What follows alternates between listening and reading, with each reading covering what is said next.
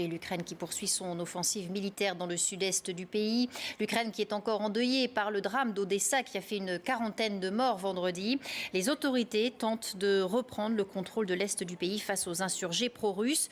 Odessa, où les violences ont continué aujourd'hui, quelques 2000 pro-russes ont lancé un assaut contre le siège de la police. Les précisions de notre envoyé spécial Stéphane Sion.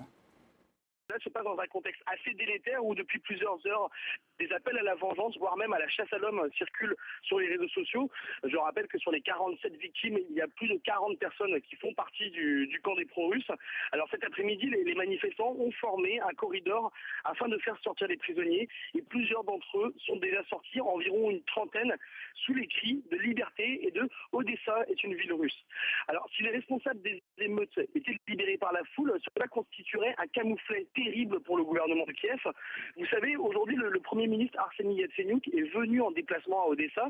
Il a accusé formellement la Russie d'avoir fomenté les émeutes de vendredi. Selon lui, ce qui s'est passé à Odessa fait partie du plan de la Russie pour détruire l'Ukraine. Il a également dénoncé l'attitude criminelle de la police, selon lui, est gangrenée par la corruption et à laisser faire.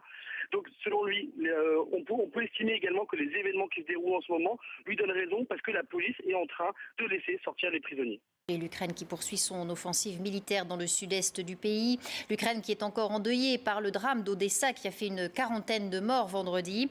Les autorités tentent de reprendre le contrôle de l'est du pays face aux insurgés pro-russes. Odessa, où les violences ont continué aujourd'hui, quelques 2000 pro-russes ont lancé un assaut contre le siège de la police. Les précisions de notre envoyé spécial Stéphane Sion.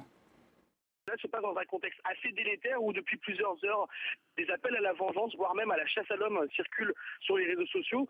Je rappelle que sur les 47 victimes, il y a plus de 40 personnes qui font partie du camp des pro-russes.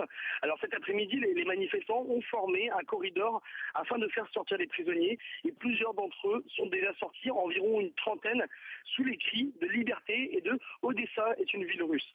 Alors si les responsables des émeutes étaient libérés par la foule, cela constituerait un camouflet terrible pour le gouvernement de Kiev. Vous savez, aujourd'hui, le Premier ministre Arseniy Yatsenyuk est venu en déplacement à Odessa. Il a accusé formellement la Russie d'avoir fomenté les émeutes de vendredi. Selon lui, ce qui s'est passé à Odessa fait partie du plan de la Russie pour détruire l'Ukraine. Il a également dénoncé l'attitude criminelle de la police, selon lui, est gangrenée par la corruption et à laisser faire. Donc, selon lui, on peut estimer également que les événements qui se déroulent en ce moment lui donnent raison parce que la police est en train de laisser sortir les prisonniers.